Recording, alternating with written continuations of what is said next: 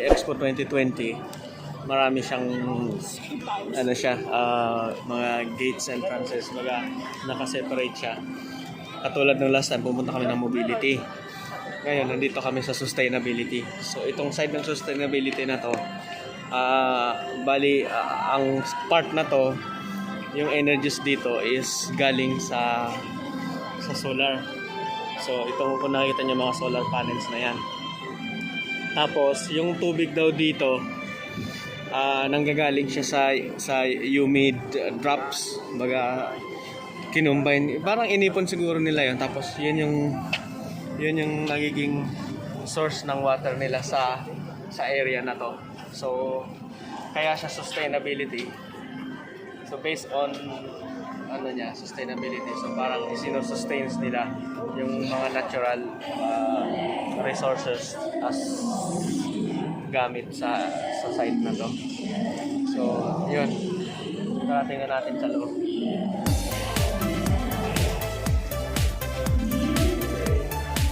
Ang daming mga plants.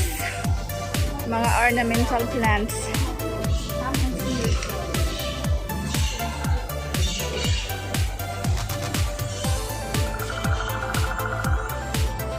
Sa loob.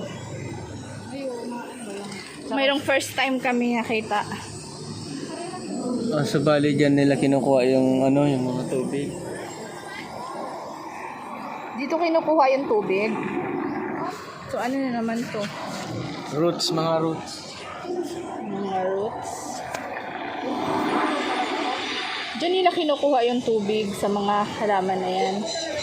Diyan nanggagaling ang mga tubig ni? Diyan nanggagaling ang tubig sa mga plants. Ayan. Makikita sa ilalim yung kung paano yung tubig na tatas. Ayan. Tara guys, pasok na tayo sa loob. So, ito talaga yung pinaka... Ay, ito yung gusto ko. Yung malamig. Ito yung nasa loob niya. Under the ocean.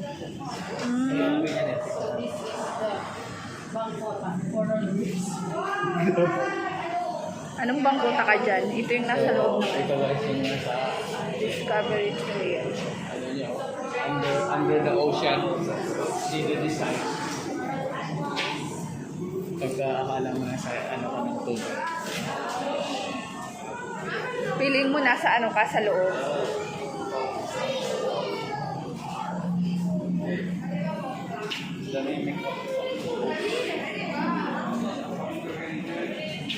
Wow, ang ganda. Bing with me. Saan ang reel mo? Maraming mabingwit dito na isda. Ayan guys, sobrang ganda. Tingnan mo rin, pag lumalang ka niya, akala ko nasa tubig ka talaga. Asaan? Dungaw ka. Ala. Akala mo na nasa tubig ka. Ganda. Ang ganda oh.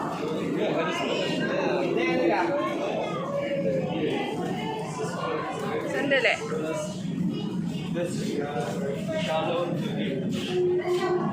From shallow to deep. See? Which one? That's a shallow and the deep spot. See?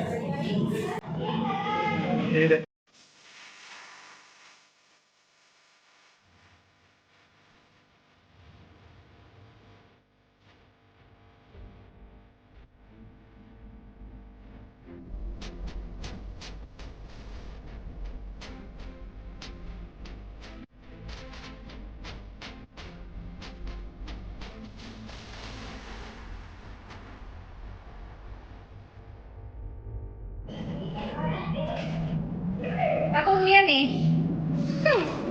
Tahong.